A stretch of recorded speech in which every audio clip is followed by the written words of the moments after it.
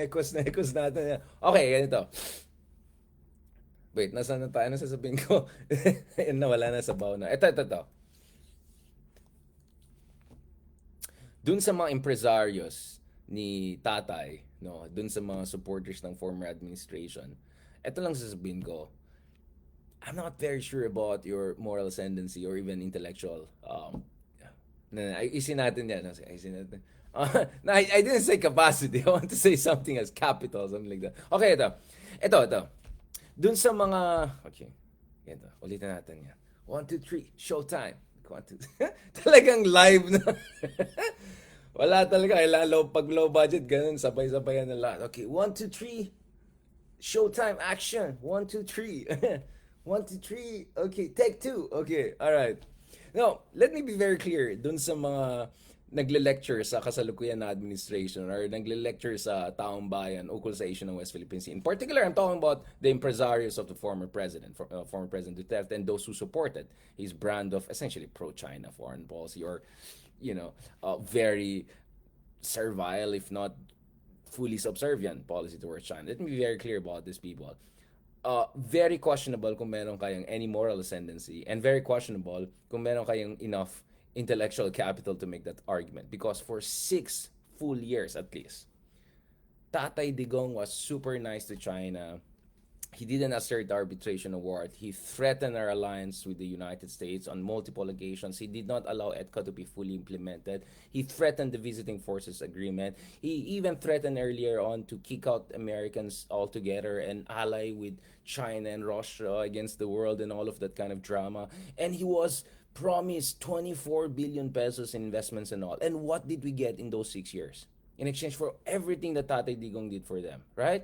Well, aside from the Pogo investments and all, what did we get? Where's the Mindanao Railway Project? Where's the Clark High-Speed Railway Project?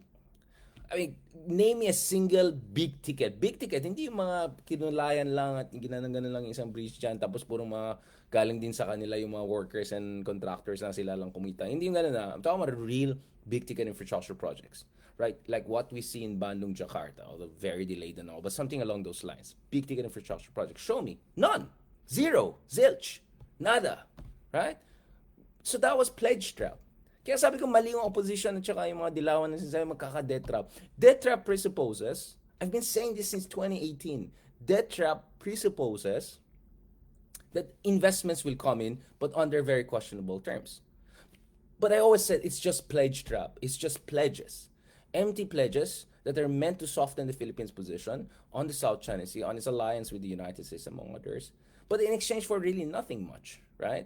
Now, we can have a long discussion kung sino talaga may kasalanan din, but the reality is that all of those billions of supposed investment were more pledge trap than debt trap. Okay? Now, if you look at the West Philippine Sea, lumala din yung situation.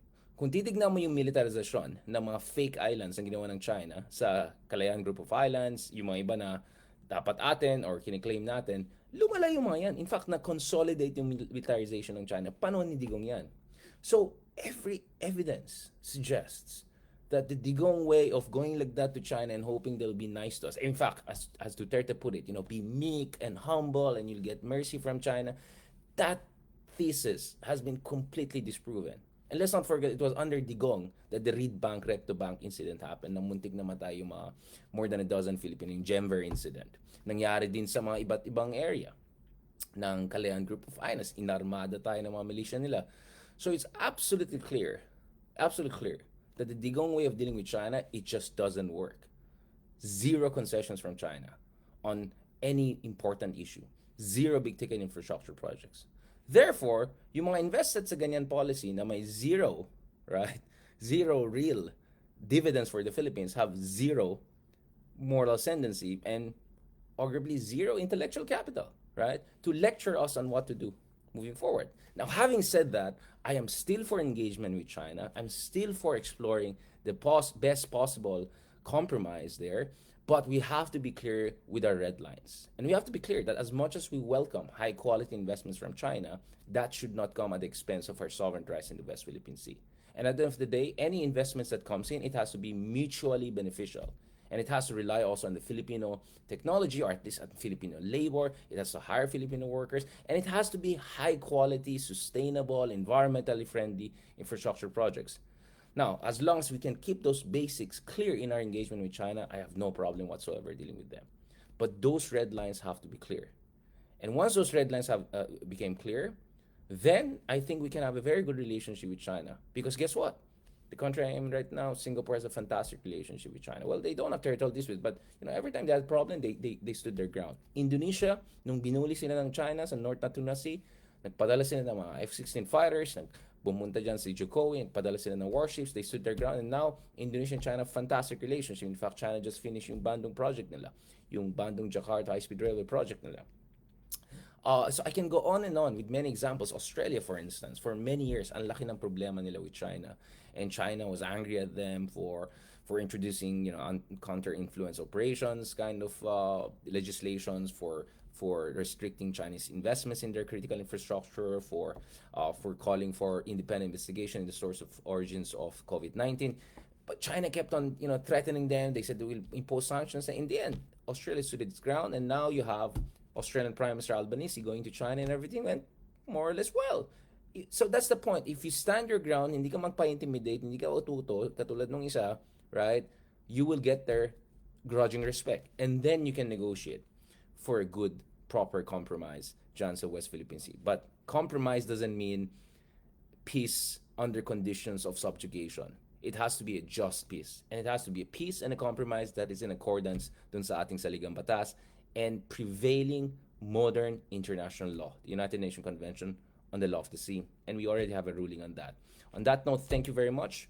Mabuhay ang Pilipinas, and salamat. Maraming salamat sa inyong suporta, making us the #1 political podcast in the Philippines and among top 100 political podcasts in many in number of other countries, including here in Singapore. So we hope to push for #1 in all podcasts. Hopefully sa Pilipinas one day. Medyo siguro ambisyoso yan. But if we can make it to at least top 10 or 20 all podcasts, all categories, then that will be quite an achievement. And hopefully we can be at least among the top 10 podcasts in Asia, if not in the world, right? So thank you so much for your continued support.